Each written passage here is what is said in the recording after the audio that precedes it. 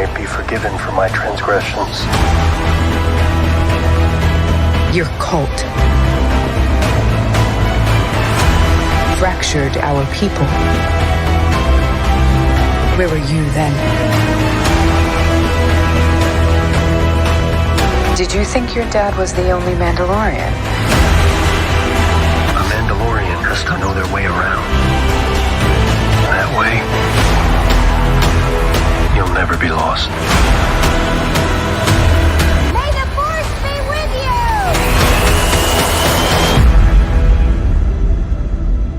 you! Hey guys, welcome back to the channel. This is your friend and Star Wars nerd, Louie. If you're new to the channel, please subscribe and like this video. This episode kicks off with Mando and Grogu headed to the planet Mandalore in search of the mines. Mando betrayed the Mandalorian creed by removing his helmet in Season 2 and now is on a quest to bathe in the living waters of the sacred mines and redeem his transgressions and atone for his sins. We're introduced to the planet through the eyes of Mando. We and he are both arriving for the first time.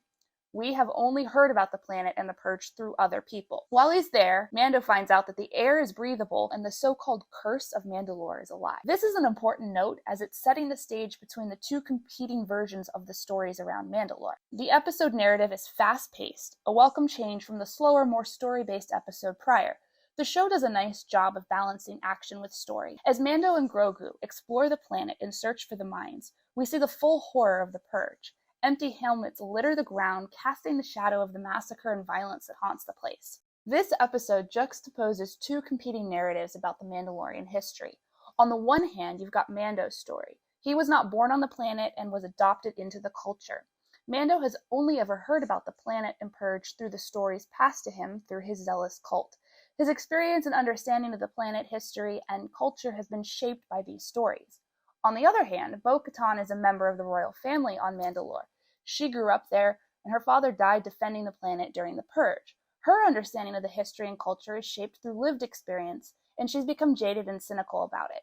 She has no interest in visiting or saving the planet when Mando asks her for help. Even as she rescues him on Mandalore, she still has no interest in finding the mines and living waters. To her, they are a powerless fairy tale.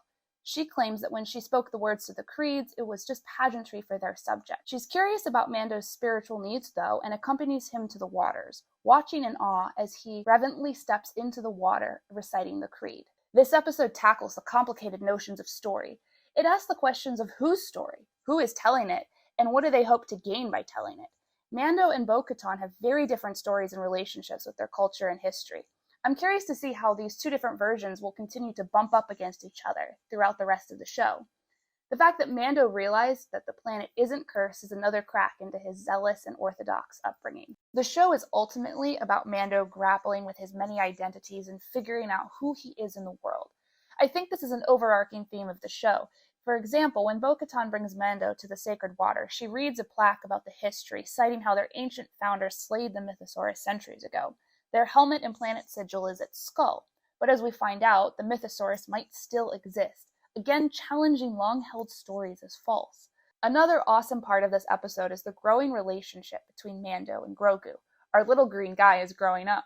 After watching him train with Luke, he's finally getting opportunities to prove himself. Mando tells him early in the episode that a Mandalorian needs to be able to navigate the galaxy.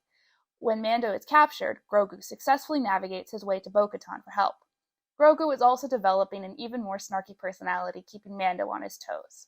I've really enjoyed this episode, and I can't wait for next week to see how the cliffhanger is resolved. Thank you for watching this video. If you enjoyed it, please hit the like and subscribe buttons for more fun videos. Until next time!